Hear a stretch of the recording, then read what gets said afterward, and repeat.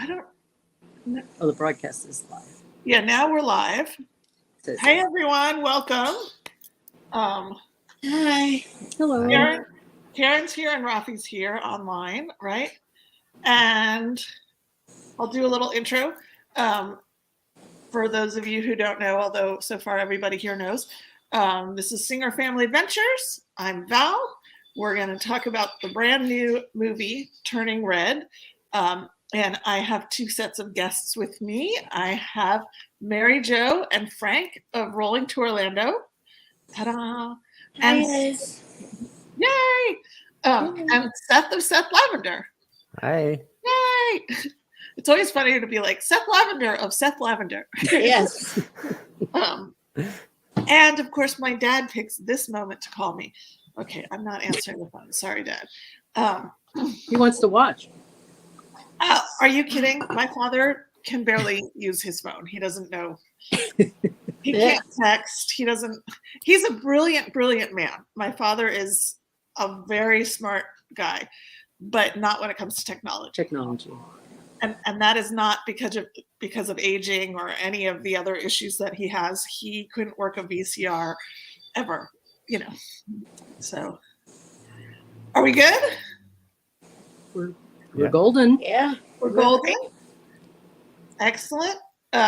Do we have Karen and Andy with us? Just asking who's there. Hi, Karen. Oh, so it puts the comments up there. I can't read. I'm like, you can't see that. It says hi, Val. Seth. It's too far away. Can you see the one that I've highlighted on the screen? Yeah. Mm-hmm. Yeah. So Andy is upstairs. Andrew is out gardening, as opposed to Andy, who's upstairs. We are missing our Andys and Andrews today, but let's talk about the Disney Pixar film Turning Red. Seth, you want to give me your initial thoughts? And again, we're going to start with no spoilers, but yeah. So I didn't get any of the trailers, so I was going into the movie completely blind, and I knew it was about someone turning into a red panda and having to control that, but I didn't know how she got the powers or why she got the powers, and so finding out why was so interesting. And then I thoroughly enjoyed the ending. Let's wait on the ending. Yeah. Cool. Yeah, and I think even if you'd seen the trailers, that was all we knew, was that she turned into a red panda, but we didn't know why or how. Oh, okay. Right? How about you guys, Mary Jo and Frank? What were your... I had never even seen the trailer. No, neither of us did. So I knew nothing about this movie at all. Except that it was about a panda, and I love bears, and I love animals. So I just follow instructions. And I love Pixar. So, yeah. Mary Jo just said, we're going to watch this movie, and I said, okay. But initial thought was, I think it was very well written. I think the themes were, first off, I think the fact that it was Asian themed was a it was pretty unique. It was also, I would say that the values taught in it, there were a lot of messages that were very positive. Well, it's kind of like all Pixar movies where warm and fuzzy. Somewhat like they do such a good job at relating. What? They do what? They do such a good job at relating. Job at creating content in movies that people can really relate to in some way or another. I think it this movie really reminded me of Inside Out. Just because, again, it's an only child and kind of going into her mindset. Yeah, and definitely a girl's coming of age. Like, isn't the girl in Inside Out about the same age? Yes. Mm-hmm. Yeah, so it had a very Inside Out feel to me. Huh. I didn't make that connection, but so I want to say, before we get too much into plot, I thought there were pieces of the movie that were just so stunning.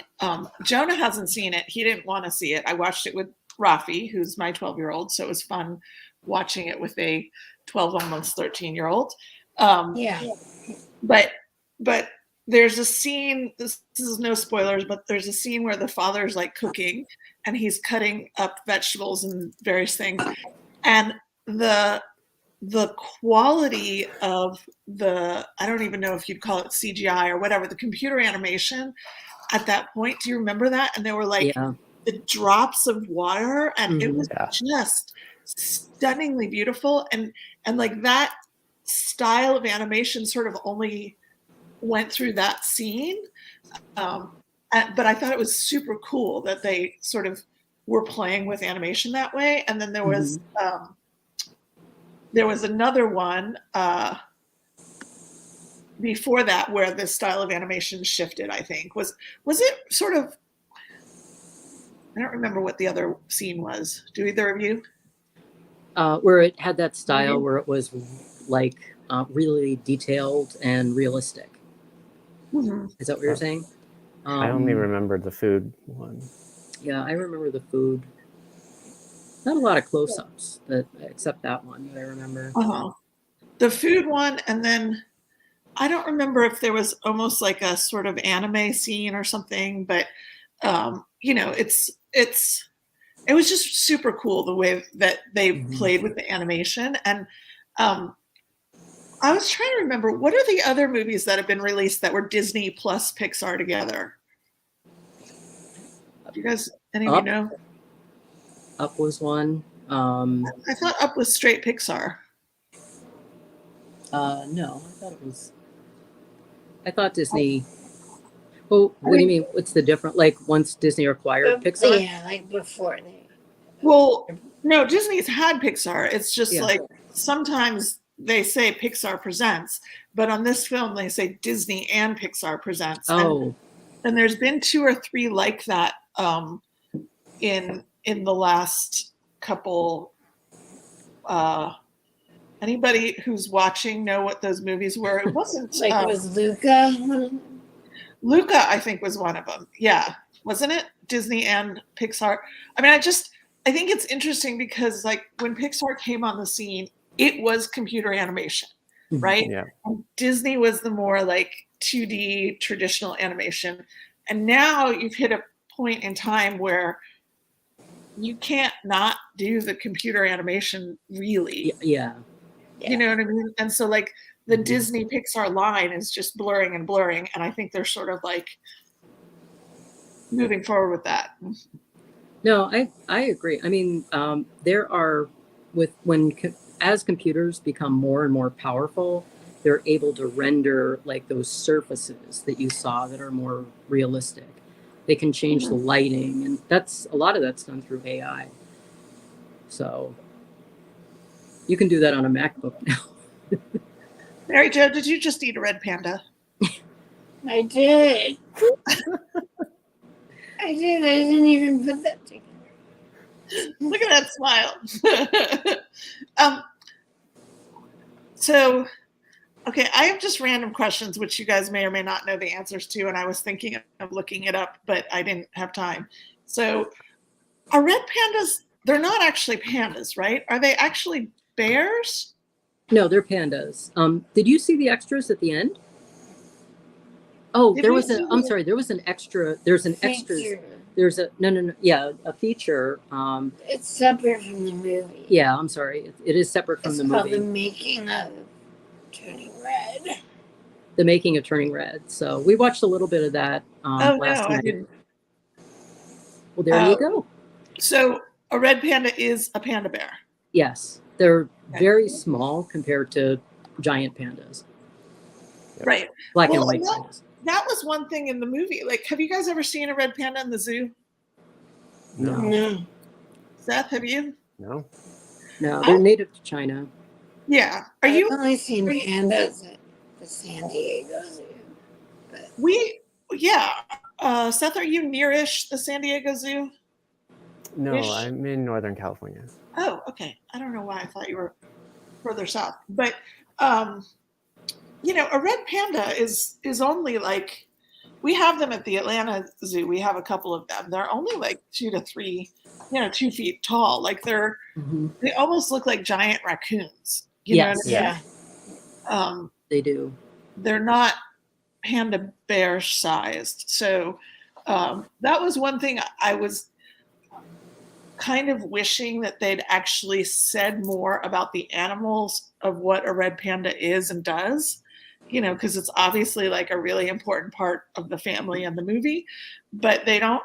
I think this movie is gonna probably do a lot for red panda conservation, right? See how many Yeah. red pandas there, how many Google searches there are on red panda. Yeah. But I was surprised that they didn't do. I don't know. Did any of you guys think about that at all, or thoughts on the actual red pandas? I actually thought it was. Before this, I thought it was kind of a gimmick, like a cartoonish. I didn't believe that there were red pandas until we watched the feature. You didn't? No, I didn't. I didn't know there were red pandas. I knew about red pandas. I just didn't know the scale of them. Oh, Rocket. So the animation is obviously going to make it larger than it seems. Right. Without spoilers, too many spoilers. We can say that all the red pandas in the movie are bigger than humans, right? Yeah. They're giant. Mhm. Yeah. They're all like way bigger than a red panda should be. So Seth, Karen's got a good question for you. She felt the anime vibe. I still feel like there was one scene where it was a super anime, but what did you think? I don't remember that part. Like, I don't know where the anime was there. It just sort of felt like, oh, it was just them animating it. I didn't really feel anything different, but it didn't feel like anime as opposed to animated. Yeah, because Japanese animation is like a very like detailed sort of look, and so I didn't really see that in the Pixar film. The one place that strikes me is anytime they did the like cute eyes. Oh yeah. Mm-hmm. That was kind of an anime style, like Yes. shiny eyes. Okay. And when they were doing the tests, like the tests, without spoiling anything, one in particular was, I think that was in that style. So Melissa's here. Hubby's name is Frank, by the way. Hi, I'm Frank. Hey, Val, Mary Jo. I'm Hubby. So he's officially part of the channel now. Yeah. I told her I wouldn't edit unless you put me as part of the channel. Oh, so he's officially part of the channel. So you can't tell him it's your channel every video anymore. No?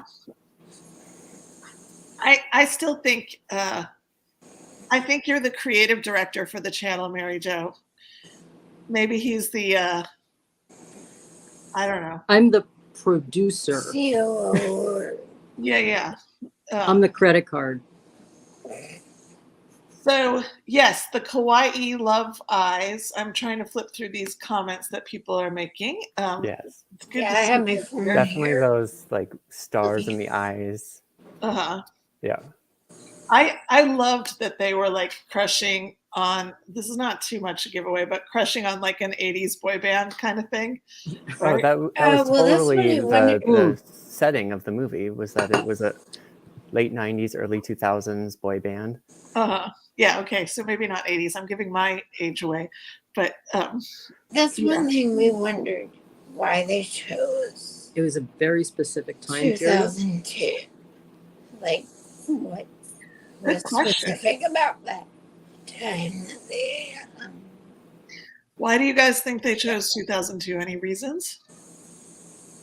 Maybe to take social media out of it because, like, I mean, first of all, there was a few unrealistic things that happened in the movie, but if something like that happened today, it would be all over social media. Yeah. Right? You know, and toward the end, when because they all have like their flip phones. Right. Yeah, the flip Shout out phones, to my camcorders, sister. She still has a Tamagotchis. flip phone. Yeah. What are they called again? The little Tamagotchis. Tamagotchi, yep. Yeah, I had one of those. Yeah, the flip phones were the only thing that I like. The Tamagotchis, haven't those come back again? Not As an a app, not a huge comeback, but Okay. I've seen them. I mean, I didn't realize how far back it was set until they all have their flip phones out, and I was like, oh. Okay, so Karen says she heard it was placed in the time period when the director was a teen.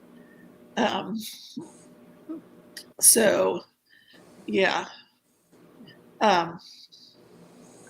That's a pretty young director. Well, that would put them at 30-something right now. Oh, Do you hear my cat? Hmm? Do you hear that meowing in the No. background? Oh. My cat's going, meow, Aw. meow. Oh, now I heard it. Because it wants to play. It wants me to come play with it. It's Minnie, I think. Okay, Minnie is my princess. I have 3 boy cats and a girl cat, and she's a little princess. She's the teeny one. So, all right. Well, Melissa hasn't seen the movie. Out of the people who are watching, how many people have seen the movie? Good. Right. I know the 4 of us have seen the movie, right?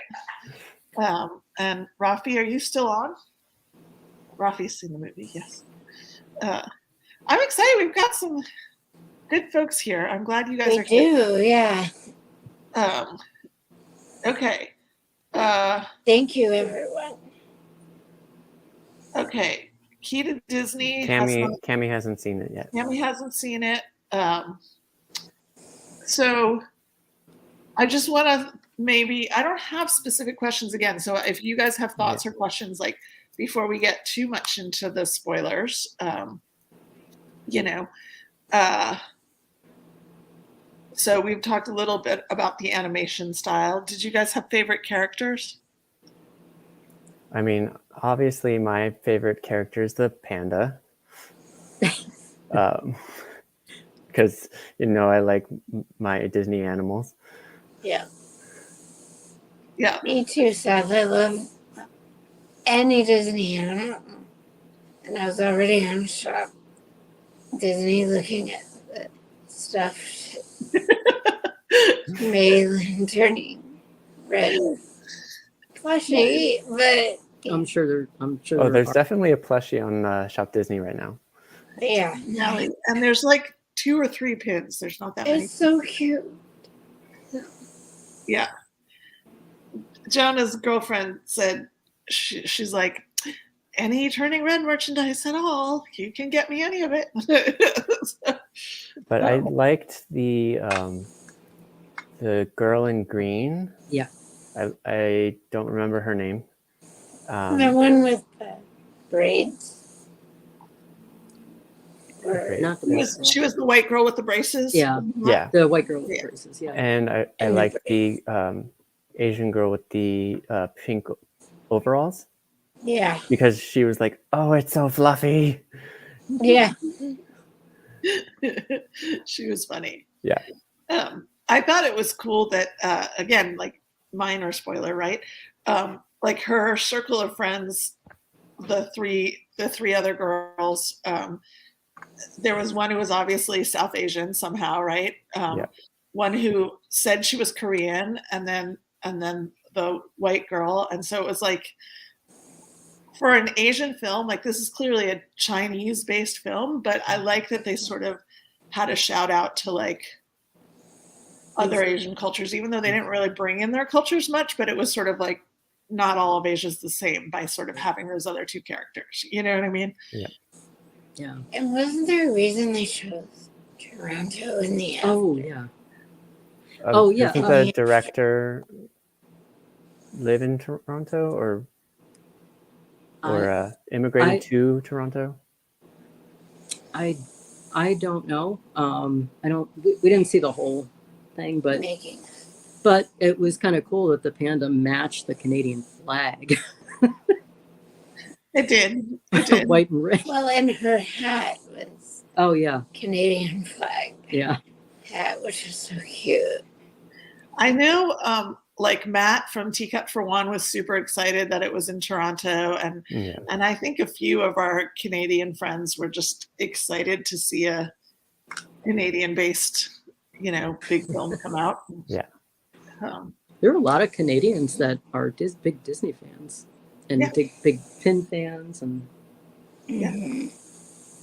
I have international friends now. You have internet friends that what? No, she has international friends. Yes. We do. We all have international friends, especially Canadians, but a few others. Okay. So, speaking of international friends, here's Laura. We got Laura and Ryan. Yeah. Laura and Ryan, this movie is set in Toronto, so haha. Thank you. Raising a Disney Princess, Michelle, thank you for being here. So I think we are about to jump into spoilers, or like a spoiler conversation. So those of you that have not seen the movie that are watching this, if you want to log out and say goodbye, totally respect, understand, but you're welcome to hang around. Spoiler alerts, right? Okay. The good stuff. So I want to ask all three of you what you thought was the most predictable or unpredictable parts of the plot. I would say unpredictable was that it was like all of the family or all of the females could turn into, through the lineage could turn into these pandas. Well, I didn't know that was coming. I didn't find that unpredictable because they sort of said that at the beginning that the woman and her two daughters could all be pandas. So any of the females could be. Yeah, I didn't really expect them to break out into their pandas until obviously when you see the mother's pendant starting to crack.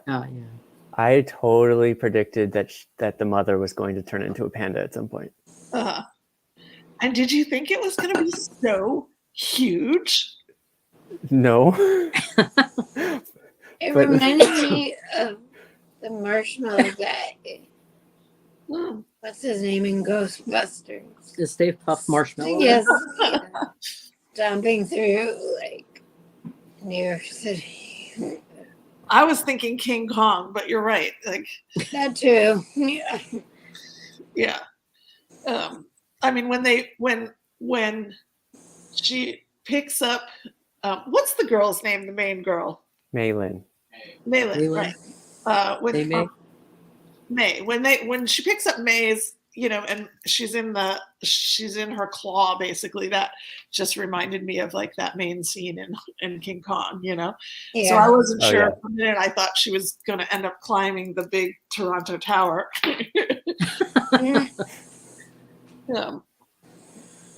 So I loved the father in that too. Yeah, he was he was portrayed as a very gentle, very empathetic, gentle, kind of could see her coming into, into herself, or coming of age.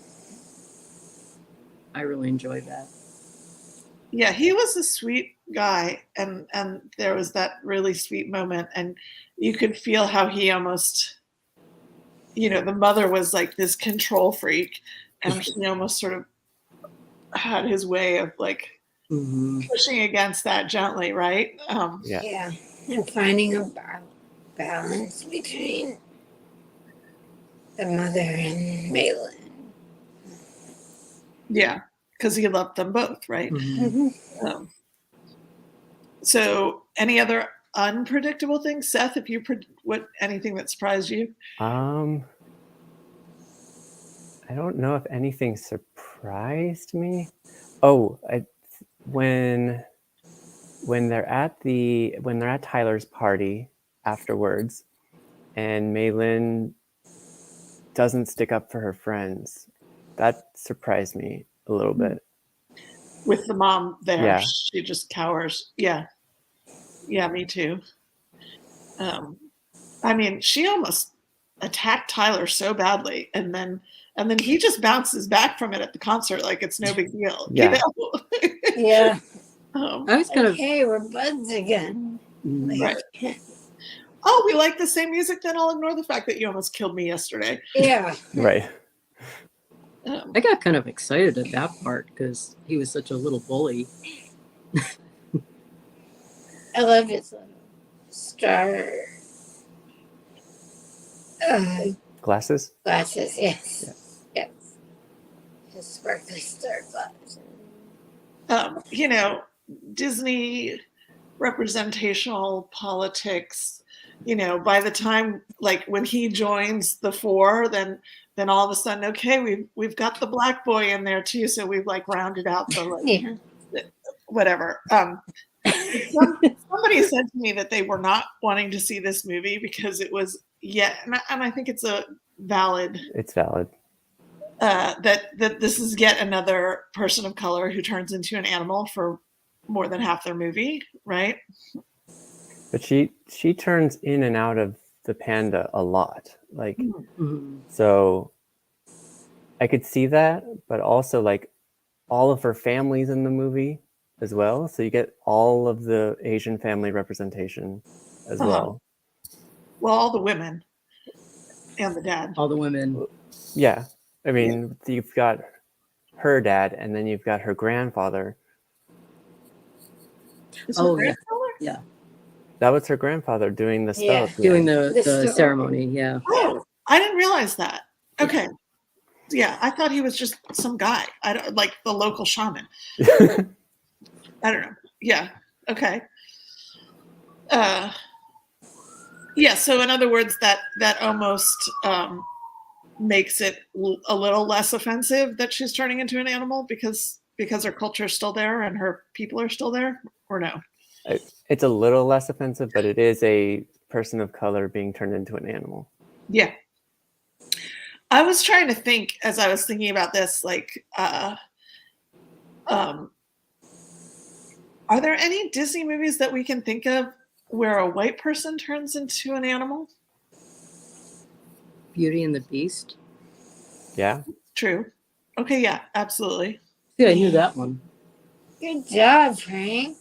I was kind of thinking in my mind, can you name a Disney movie or a movie where a person of color turns into an animal? I'm trying to think of examples in my mind. Maybe I haven't seen any. Of a what? You probably haven't seen it. Which one? Sorry, what was your question, Frank? My cousins are here. Hi, cousins. No, I was thinking of what Disney movie or what movie. What's an example of a movie where a person of color turns into an animal? Princess and the Frog. Yeah, that's where Tiana turns into a frog for the entire movie, basically. She's the only black princess, and she's basically green for most of the movie. And then there's Soul, right, where he turns into we see him as We're a embarrassed. person a lot more than we saw Tiana as a person, but he is a cat for a lot of the movie. Mm-hmm. And then this wasn't a Disney movie, but and we haven't seen it, but there was a recent movie about a guy who is a spy who turns into a pigeon. Do you know what I'm talking about? It's an animated movie about a black guy who turns into a pigeon by like a little boy turns him into the pigeon. Emperor's New Groove. Yeah, that's another one with a person of color who turns into an animal. You know, so there's a lot. There's a lot. But yeah, I hadn't thought about Beast as one that, you know. Yeah. I think it did bother me that the panda was so big. Like, again, back to like, why didn't they actually have real information about what the red panda is, and sort of, you know, they could have talked about the red, because the red panda is like critically endangered, right? Yes, they are. Yeah. So, you know, they could have talked about their habitat, or they could have talked about this or that. You know, there was so much, and instead of making them this huge, like, powerful creature when it's really a very small, vulnerable creature. Well, the only thing is, I don't think they could have produced the plot the way they did. If they were like, I mean, no one's going to be afraid of a tiny little. Plus, it's magic. 2 foot. And it's magic. It's Disney. They can't exactly destroy the Sky Dome like they did. Yeah. If they hadn't. I know. I just was wishing there was, you know. I like the way that all the friends use the panda to make money to go to the concert. I think that was very enterprising. It totally reminded me of my first concert, Duran Duran, when I was 13. Yeah. Did you turn into a panda to raise money for it? No? Okay. Did you beg for money? But I friends? just, you know, like, I could relate to that. Like, trying to, like, being a 13-year-old and going to a concert. I know Mom and Dad are watching this, so I'm going to say much, but, you know, like, pushing the limits of what your parents, like, allow you to do. Okay, so that brings me to, like, my most emotional reaction to the movie. My mom is not watching, so I can say some of this. I love my mom very much, but we've had a, like, best friend, worst enemy relationship pretty much most of my life.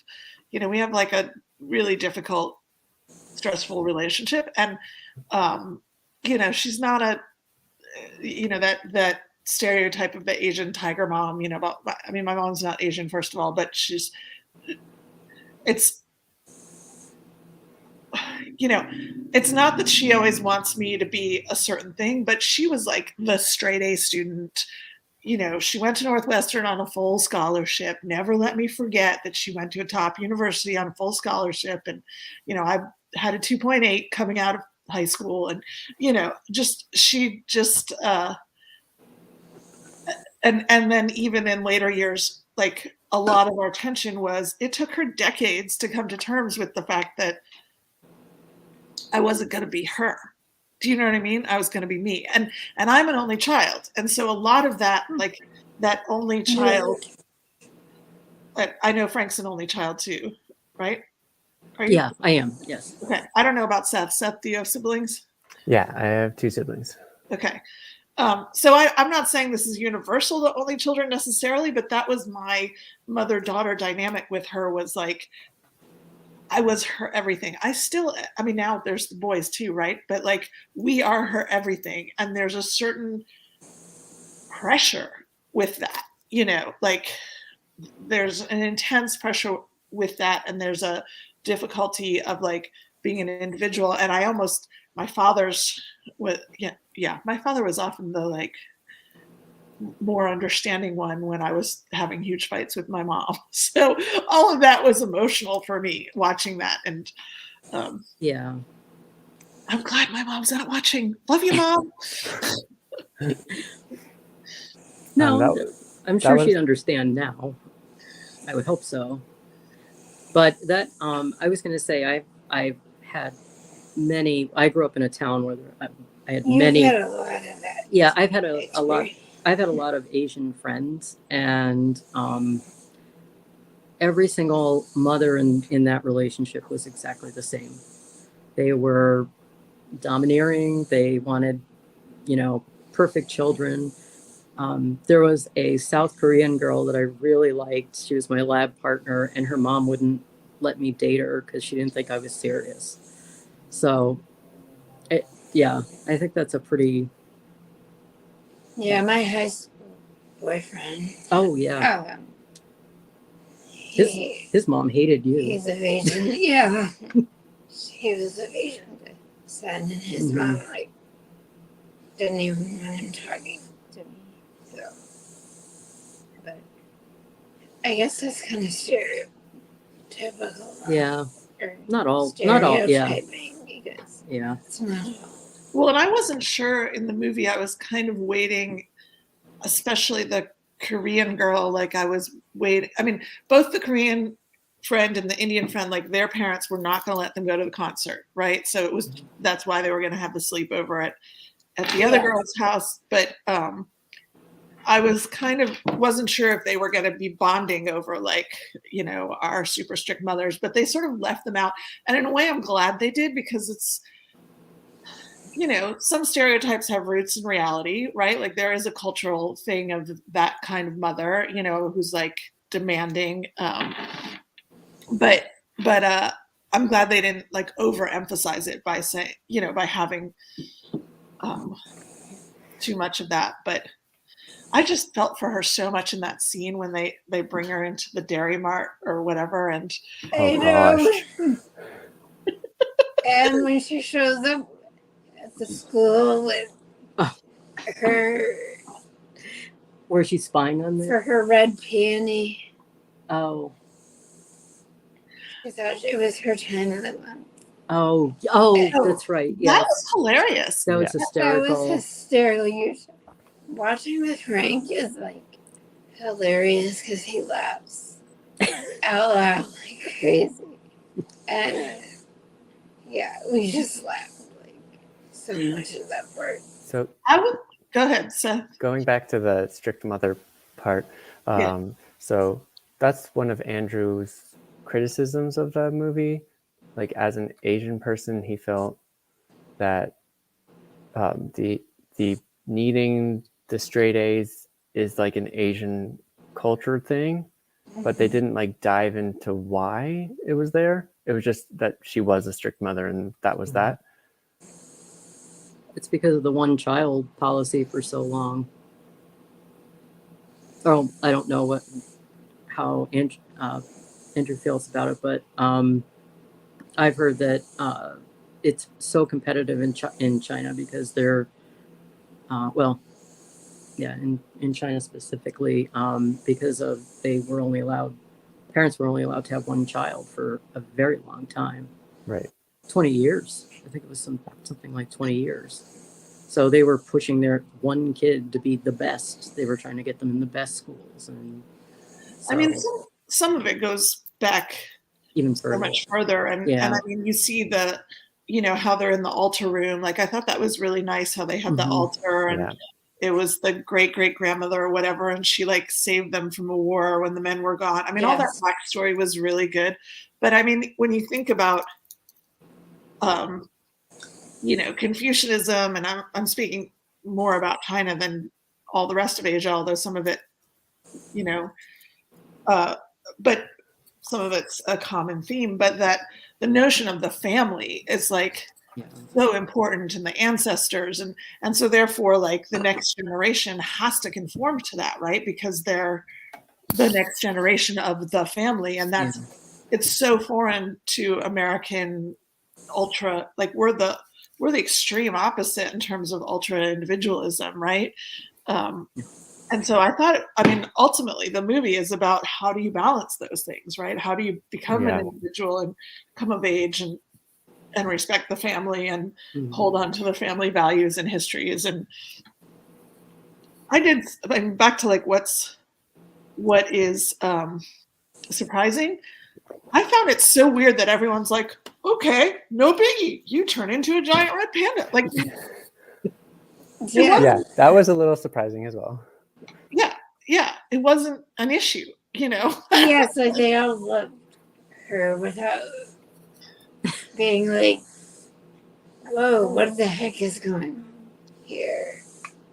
Yeah, they're just like, can I hug you? You know? Yeah. You're furry. I want to hug you. So I'm sorry if I'm talking around in circles. So Andrew really wanted them to sort of get more into why the mother was putting so much pressure on her. Yeah, why there was so much pressure. Also, like, why would, because they hinted at that the father was not approved of by the grandmother, Yeah. but not anything other than she didn't approve of me. Yeah, they And never was like, followed through with that. I was like, why? Is Yeah. it because he's from a different country? Is it because he's just weird? Is it? Yeah, I wanted to know more about that. Part 2. They definitely. Sorry, Mary Jo. Oh, it just seems like they could have like gotten more in depth with that. Yeah.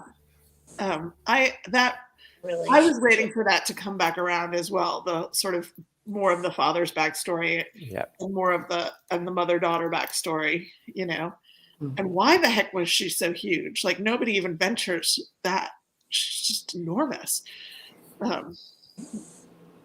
So maybe it comes from the amount of bottled up emotion that she has or something. I don't know. So what did Andrew tell you what his why would have been? No,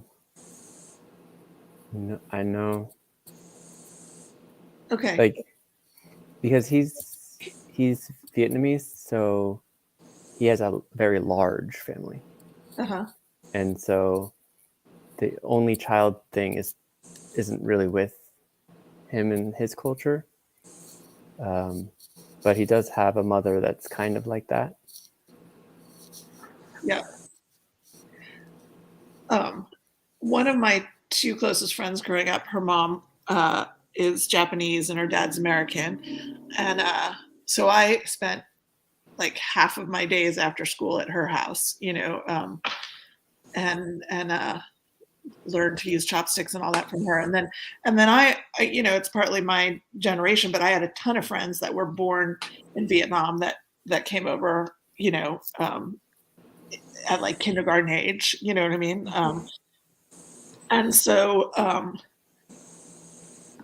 yeah, I know that it's definitely there were a lot of people whose families they felt so much pressure. And you know, I was in honors classes through most of my schooling, and I went to a very diverse school system, like, you know, 52% minority or something. So and like the honors classes were always full of the Asian students, and you know, we would talk about all of it, about how like they just felt so pressured to be there. You know what I mean? Like they had to perform a certain way. And I was, again, I don't know why I mentioned my 2.8, but like I was a slacker in high school, you know. I was like, and my friends were like, my parents would kill me if, you know, and my mom wanted to kill me, but she didn't actually kill me. You know what I mean?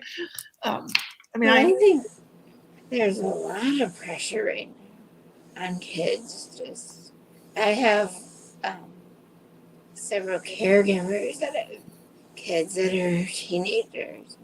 They're already stressing about, you know, what AP classes they have to be taking, and like as freshmen, they're worried about these things. Wow.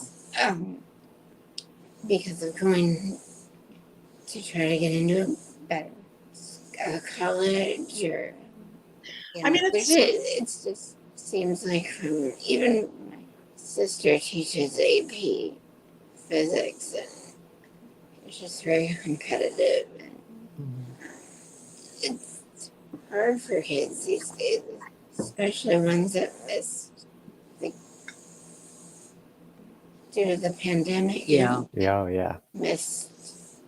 Can you fill in for me? Yeah. Kids that are behind. Yeah. Yeah. Right. No, I could, Because of, yeah, it's clear where you were going with that. Yeah. Yeah, no, and I mean, I think it's not just pressure; it's also support, right? Like I have a client who, her son is the exact same age as Jonah, and last year, you know, we bought him a $450,000 townhouse right near Emory, so that, and it was an investment property for her too, right? But she like wanted to make sure that he had the absolute best housing because he's going to med school. You know, like it's a given from his freshman year that he's going to med school, and he wants to go to med school. But Yeah. it's sort of clear that his mom was willing to do anything she possibly could to make his life easier to get him to succeed. So it's not just, I don't want to present it as just like pressure, pressure, pressure. It's pressure and it's a kind of support as opposed to the like, oh, well, you're 18, sink or swim on your own kind of thing, which, you know, I have some friends that felt that way about. Correct me if I'm wrong, but aren't there a lot of like families buying condos in this area from there were. Northwestern? There Yeah. were. Of kids that are like still in grade school and high school. They're buying condos in our area. Not grade school, I would say. Yeah. High school. Yeah. To prepare them to have the best place to live when they come here and go to Northwestern because we live right by the campus. One interesting thing about your client, you know, that's not the real world. I mean, you know, when you're 35, mommy's not going to buy you a townhouse. You know, I mean, you'll have bills, you'll have debt, you'll have, you know. I mean, you'll have to succeed on your own at some point, right? It depends on the family and what their values are and their finances more than anything. Because, you know, if I could buy a condo for Jonah right now, I would, but I can't. So, not happening. You know. But anyway, back to the movie because I'm like,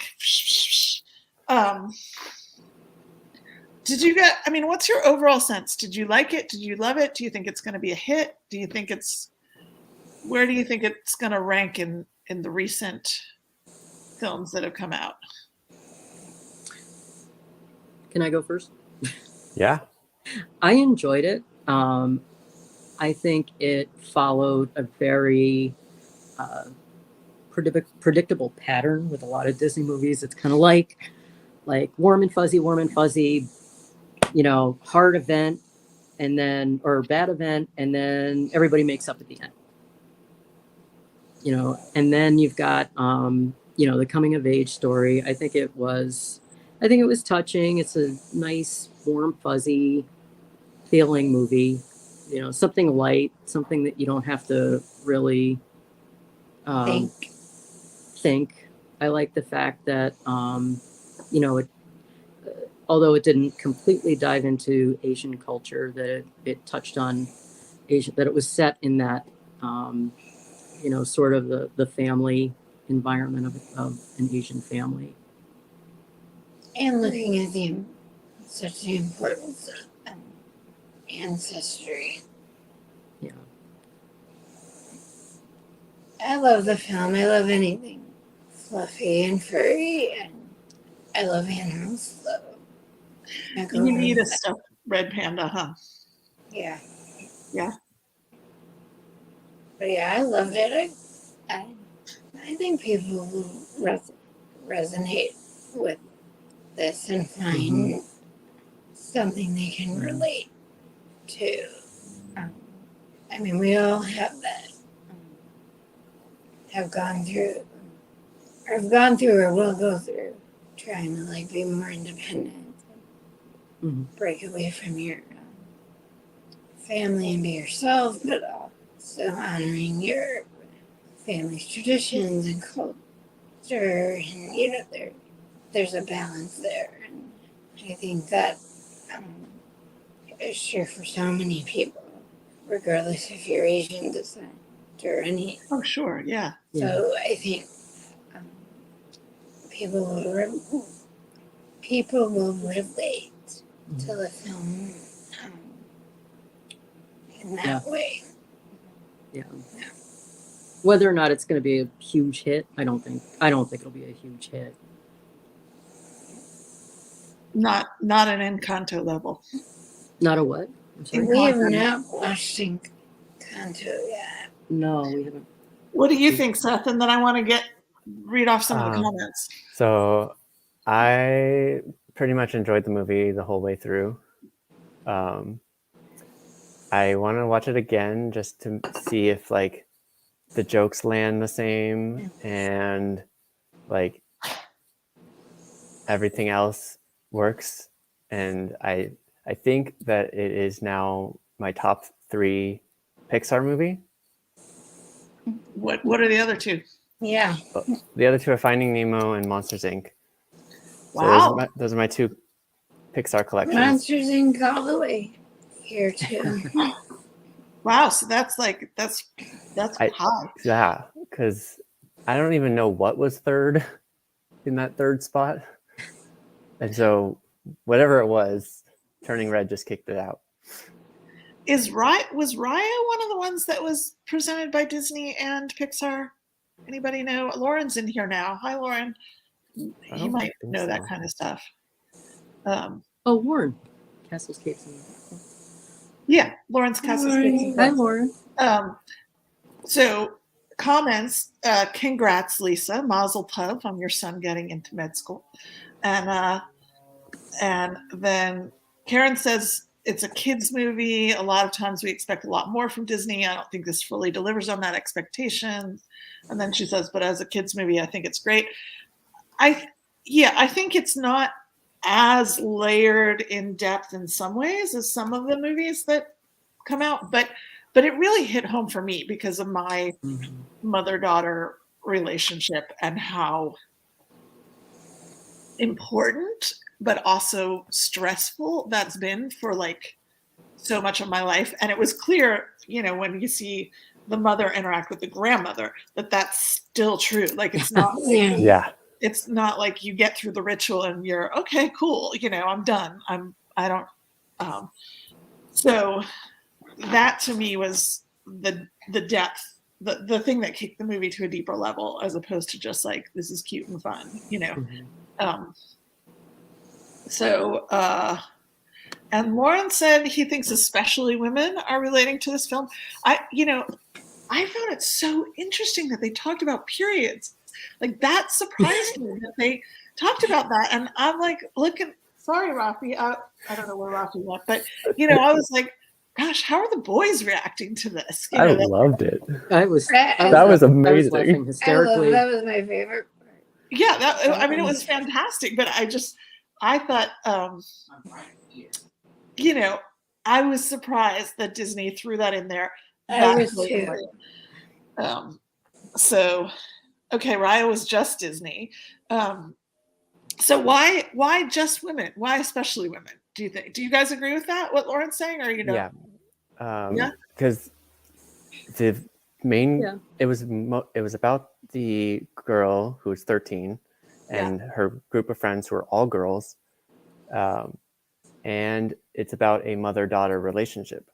So really, the only boy character is Tyler, and the dad. And the dad, yeah. And Tyler was a jerk, and so now the men know how we watch most of our movies. Yes, there's one or two side women characters, and it's a movie about men. But yeah, I didn't. Did anyone notice why the grandmother had a scar on her? I think that was I think that was the daughter when she became her panda. She hurt her grandmother. Yeah. And that's another thing they like alluded to repeatedly, but they never fleshed it out. Okay. Yeah.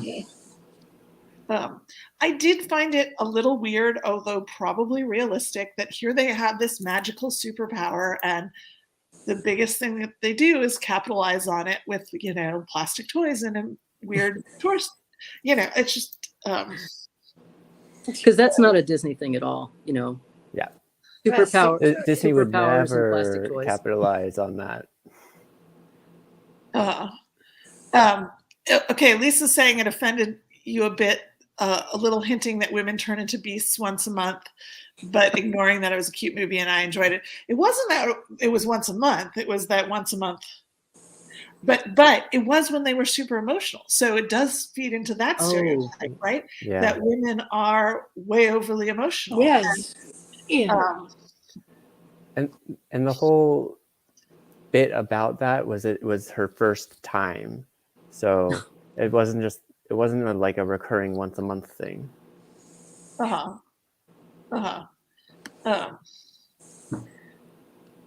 Okay, this film was solely about the girl. She's the first girl main character in a Pixar film. Is that true?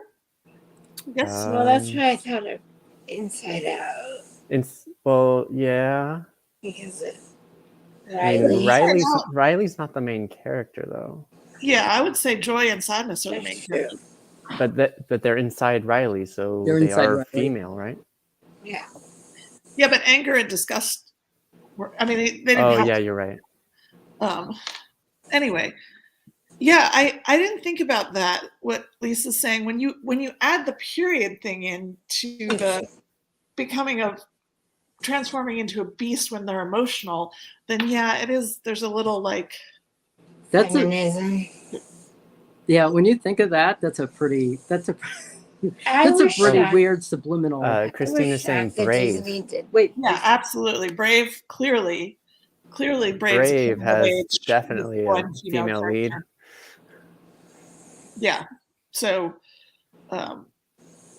and controlling her own destiny. Oh, and there's a white character. White people turning into bears. Yes. But they're Scottish, That's a terrible Scottish accent. But Merida never did, right? Right. Yeah. But okay, so that actually excuses anybody can turn into an animal. You don't have to be a person of color to turn into a big giant bear. Anyway, well, we're almost in an hour, and I don't want to keep everyone too much longer. But yeah, any other last thoughts? It's fun watching everybody say hi so and so, hi so and so, hi so and so. Dusty Boo Disney. So the parts that were funny, I was hysterically laughing. Yeah. So that's the key to like getting me hooked onto a movie. The boy band was hilarious. Yes, it was. And watching Frank hysterically laugh is what makes it good for me, like enjoyable for me to watch it. I watched it twice actually, once with Frank and then once by myself. It's more fun with Frank laughing hysterically. Yes. Yeah. Well, I really enjoyed it. To be honest, I really enjoyed it for its entertainment value. I didn't really think deeply into it until we just said, let's watch this stupid movie. I was really tired yesterday. Yeah. But no, I for its entertainment value, I really enjoyed it. I was like Mary just said, laughing hysterically at the funny parts, even the subliminally funny parts. I was touched by the dad's reaction to the little video that he saw on the camcorder.